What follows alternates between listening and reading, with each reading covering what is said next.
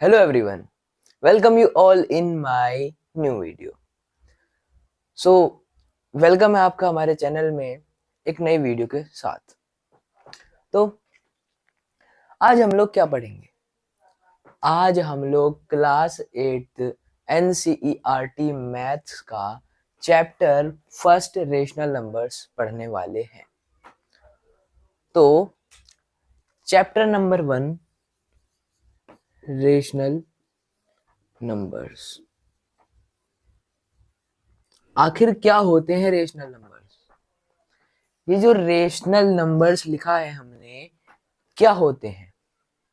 देखिए, मैं आपको बताना चाहूं, अगर आप रेशनल नंबर पढ़ रहे हैं तो इससे पहले आपने नेचुरल नंबर पढ़े होंगे, होल नंबर पढ़े होंगे, और इंटीजर्स पढ़े होंगे,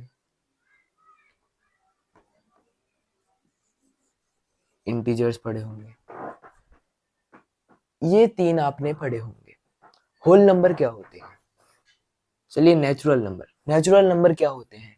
जो 1 2 3 4 इनफाइनाइट, यानी कि जो 1 से स्टार्ट हो और इन्फिनिटी यानी कि एंड नहीं होते। होल नंबर क्या होते हैं? जो 0 1 2 3 4 dot dot dot dot infinite, जो 0 से स्टार्ट हो और आगे बढ़ते जाएं इनफाइनाइट तक। इंटीजर्स क्या होते हैं? इंटीजर्स भाई साहब, हमें पता था, इंटीजर में हमारे पॉजिटिव नंबर होते हैं, नेगेटिव नंबर होते हैं और जीरो होता है। यानी कि नेगेटिव नंबर लिख दिया हमने -3 -2 -1, जीरो लिख दिया 1 2 3 4।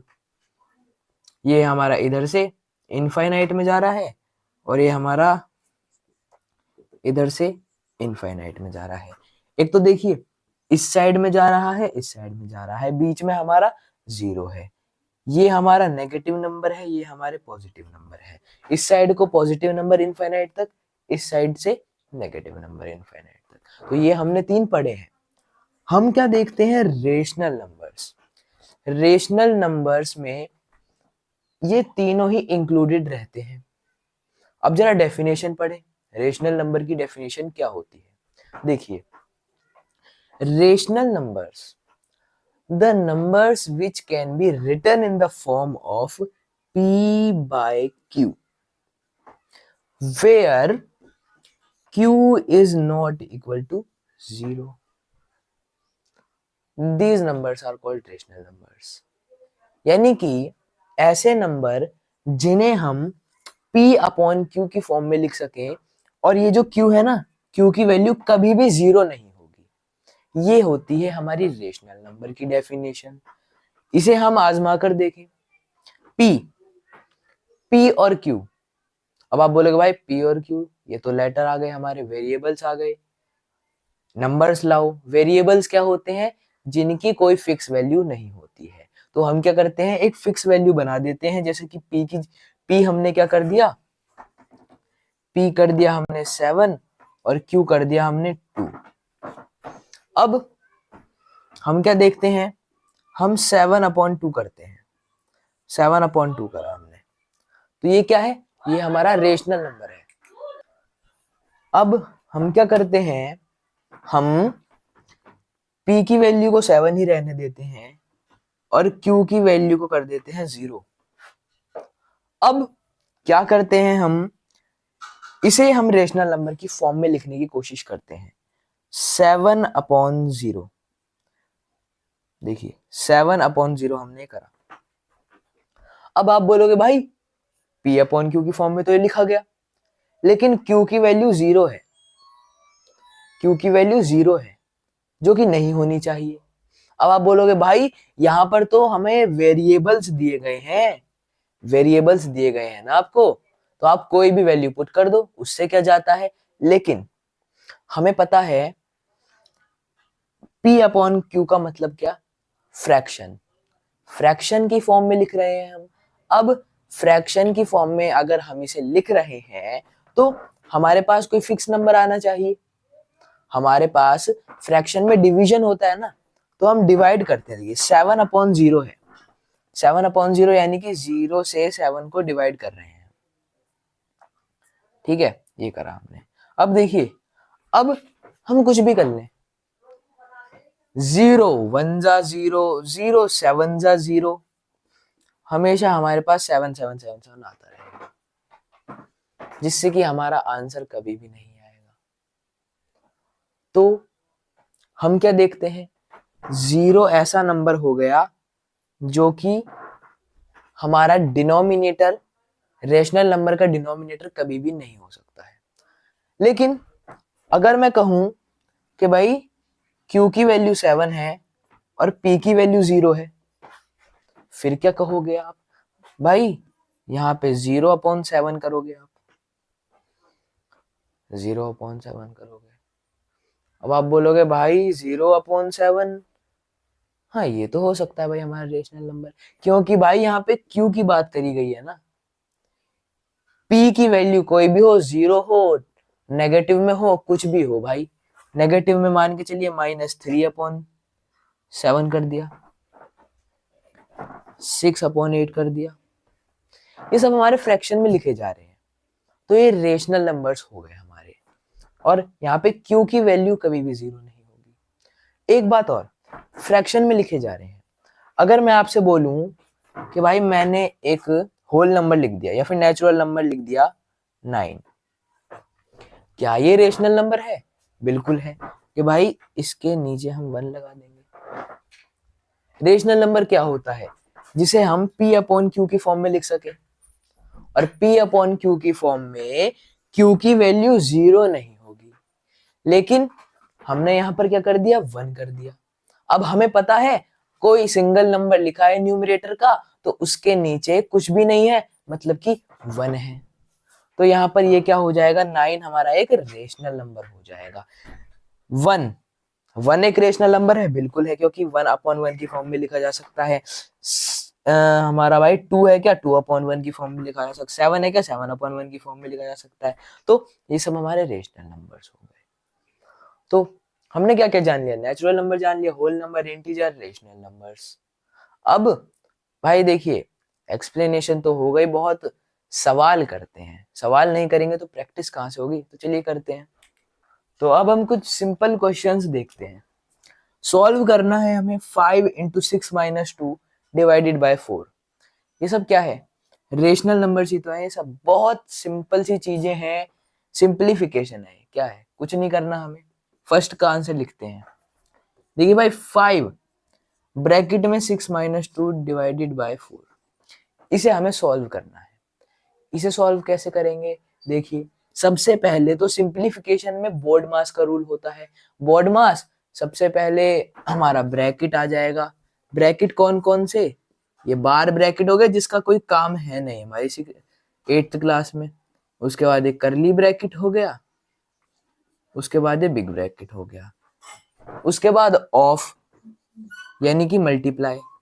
कहीं पर भी मल्टीप्लाई दे दिया जाए और ऑफ दे दिया जाए तो हमेशा सबसे पहले ऑफ सॉल्व होगा। उसके बाद डिवीजन, उसके बाद मल्टीप्लाई, उसके बाद एडिशन, और फिर उसके बाद एडिशन, और उसके बाद सब्ट्रैक्शन। तो ये हमारा बोर्ड मास का रूल होता है। हमें सबसे पहले ये सॉल्व करना है, फिर ये सॉल्व करना है, फिर ये, उसके बाद ये, फिर ये। तो हमें इस टाइप से सॉल्व करने होते हैं। अब देखिए, सबसे पहले देखें ब्रैकेट है क्या भाई, ब्रैकेट है, सबसे पहले ब्रैकेट को ही सॉल्व कर लेते हैं, ब्रैकेट को ही सॉल्व कर लेते हैं। 6 - 2 कितना होता है, 6 - 2 4 होता है, डिवाइडेड बाय 4। अब देखिए यहाँ पर हम क्या करते हैं ना भाई, चलो 6 - 2 कर दिया, ब्रैकेट खोल ही लेते हैं, मल्टीप्लाई बाय 5, 5 4 जा। अब देखिए ये हमारा क्या हो गया, यहाँ पर हमने कर लिया है ब्रैकेट सॉल्व। अब हमारे पास आ गया मल्टीप्लाई और डिवाइड। सबसे पहले क्या होता है, मल्टीप्लाई होता है, डिवाइड होता है, यानी कि सबसे पहले नहीं, पहले मल्टीप्लाई होता है, डिवाइड होता है, डिवाइड होता है। तो हम क्या देखते हैं, हमें यहाँ पे 4 डिवाइडेड बाय 4 करना होगा, तो यहाँ पे 1 आ जाएगा, और 5 × 1 कितना हो जाएगा, 5 हो जाएगा। तो हमारा आंसर ये हो गया।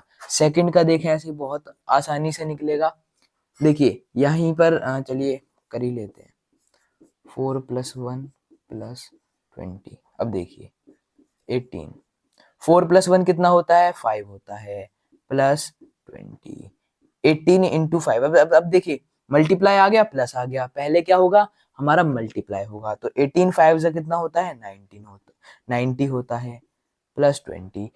अब देखिए कुछ नहीं बचा, बस प्लस करना है, 90 + 20 कितना होता है 110 होता है। तो ये हमारे आंसर आ गए। तो ऐसे ही बहुत सिंपल सिंपल सवाल होंगे। अब थोड़ा सा लेवल अपग्रेड करते हैं और देखते हैं आगे क्या है।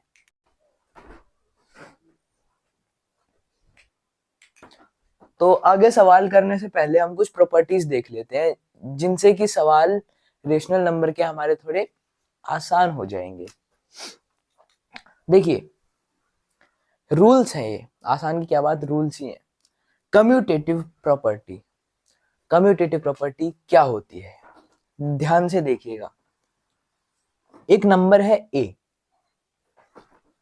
और एक है बी, अगर मैं इन दोनों नंबर को प्लस कर रहा हूं और a + b कर रहा हूं, तो क्या ये नंबर b + a के इक्वल होंगे? क्या ये नंबर b + a के इक्वल होंगे? बिल्कुल होंगे।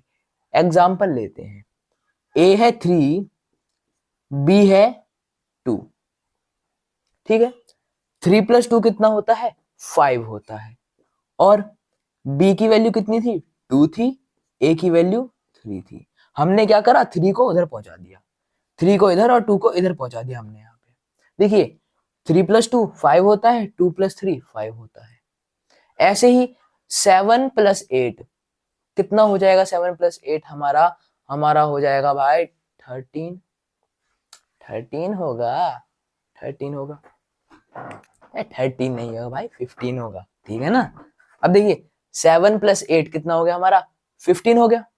अब 8 + 7 कर रहे हैं कितना हो जाएगा हमारा 15 ही होगा। देखिए 7 + 8 कर रहे हैं हमारा कितना हो गया 15 हो गया, और 8 + 7 कर रहे हैं हमारा 15 हो गया। तो देखिए ये हमारी कम्यूटेटिव प्रॉपर्टी हो गई। अब देखिए ये तो हमने बात करी किसकी, प्लस की। क्या ये रूल सब्ट्रैक्शन में लगता है? तो देखिए सब्ट्रैक्शन में मान के चले हम 7 - 8 कर रहे हैं, 7 - 8 और यहाँ पे 8 - 7, ठीक है। यहाँ पे देखिए 7 - 8 कितना हो जाएगा -1, और 8 - 7 कितना हो जाएगा 1 हो जाएगा। तो देखिए एक है -1 और एक है 1, क्या ये इक्वल है? बिल्कुल भी इक्वल नहीं है, तो ये सब्ट्रैक्शन में लागू नहीं होते, मल्टीप्लिकेशन में होंगे। मल्टीप्लिकेशन में देखते हैं, देखिए वही लेते हैं, a की वैल्यू 3 हमारी, b की वैल्यू 2, 3 × 2, 3 2 6, अरे यार 2 यहाँ पे आ जाएगा, 3 यहाँ पे आ जाएगा, 3 2 6 होता है, 2 3 6 होता है। इसका मतलब मल्टीप्लिकेशन में अलाउ करती है ये वाली, यानी कि ये वाली जो आइडेंटिटी है ना, प्लस को सपोर्ट करती है, एडिशन को, मल्टीप्लिकेशन को सपोर्ट करती है, डिवीजन को सपोर्ट करती है। देखिए भाई साहब 7 डिवाइडेड बाय 8 1 पॉइंट कुछ कुछ आएगा, और 8 divided by 7 7 divided by 8 8 divided by 7, अरे भाई साहब यार चलो तुम ये लो लिखो, देखिए 7 डिवाइडेड बाय 8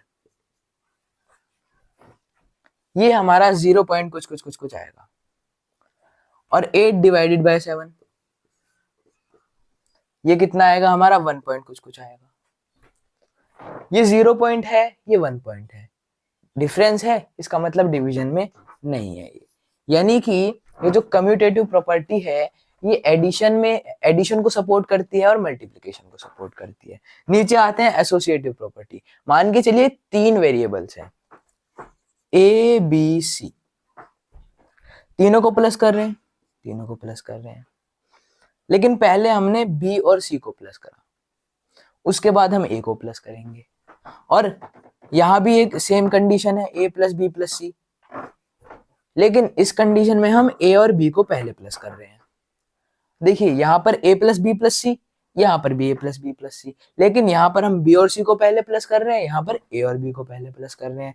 a की वैल्यू कितनी थी हमारी 3 थी, b की वैल्यू 2 थी, c की वैल्यू 1 ले लेते हैं, यहाँ पे बी और सी को पहले प्लस करेंगे, और यहाँ पे 3 + 2 + 1, यहाँ पे हम 3 और 2 को पहले प्लस करेंगे।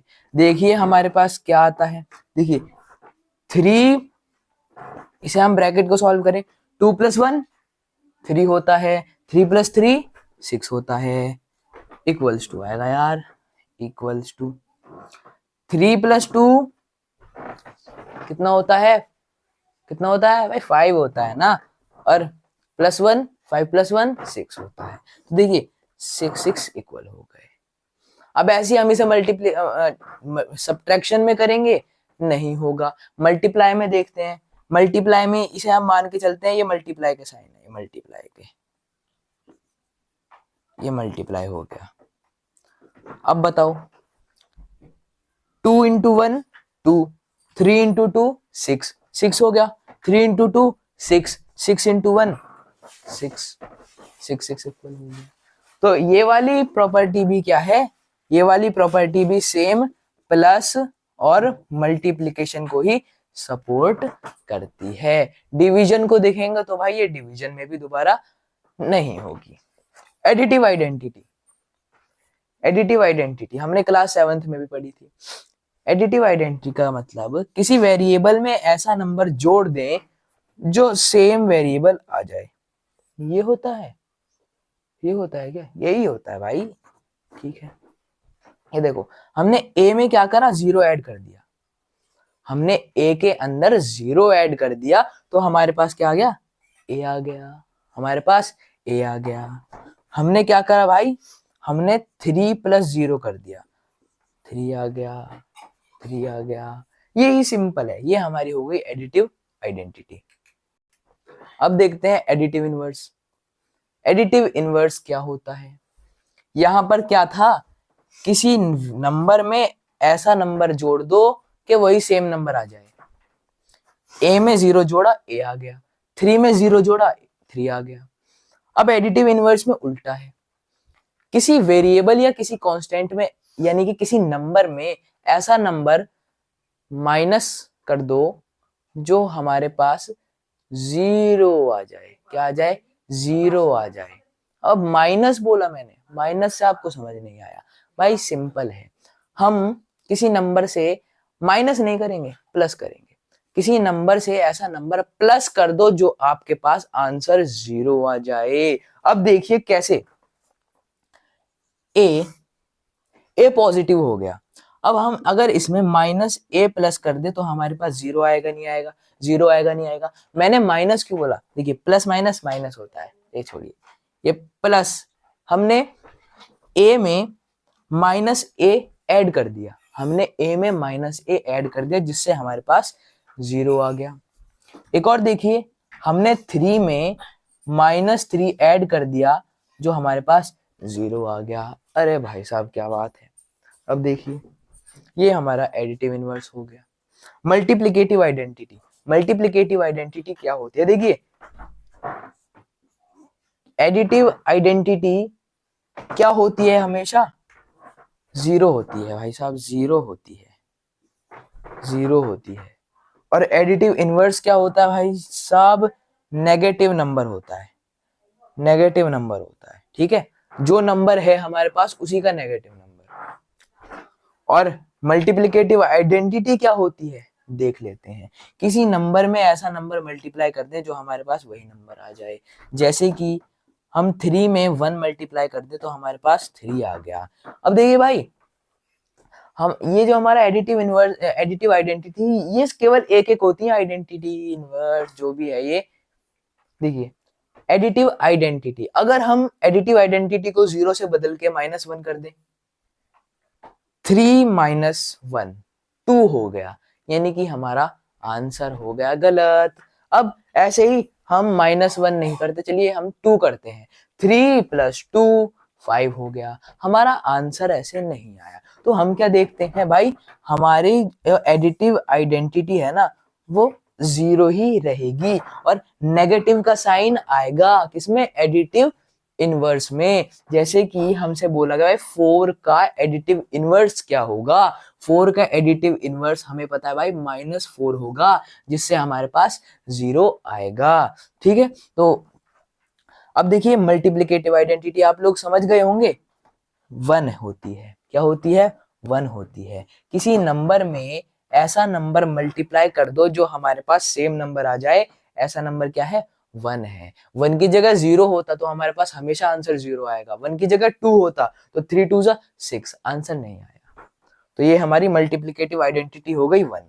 अब देखिए भाई मल्टीप्लिकेटिव इनवर्स, अरे यार तुम क्या करके मानोगे। अब देखिए भाई मल्टीप्लिकेटिव इनवर्स ना थोड़ा टेढ़ा मेढ़ा है। टेढ़ा मेढ़ा क्या, इन सब से अलग है तो वो भी प्रॉपर्टी। देखिए किसी नंबर में ऐसा नंबर मल्टीप्लाई करा जाए जो आंसर हमारे पास 1 आए, आंसर हमारे पास 1 आए। लेट सपोज हमारे पास है 4, 4 में ऐसा नंबर मल्टीप्लाई करो जो आंसर 1 आए। तो देखिए 4 को अगर हम उल्टा कर दें यानी कि रेसिप्रोकल कर दें उसका, तो हम क्या देखते हैं, 4 से 4 कैंसिल, 1 इंटू 1 1 आ गया हमारे पास, 1 आ गया। ऐसे ही अगर हम यहाँ पर a की मल्टीप्लाई 1 बाय a से करें तो a से a कैंसिल हो गया, बचा 1, हमारा 1 इंटू 1 कितना हो गया? 1 हो गया। ओ भाई साहब, तो हमारे पास यहाँ पे एक और एग्जांपल लिया गया है, 3 की मल्टीप्लाई अगर हम 1/3 से करें, 3 से 3 कैंसिल, 1 इंटू 1 हमारे पास 1 आ गया। ओ भाई हमें मिल गया भाई, क्या होता है मल्टीप्लिकेटिव इनवर्स, क्या होता है हमारा रेसिप्रोकल।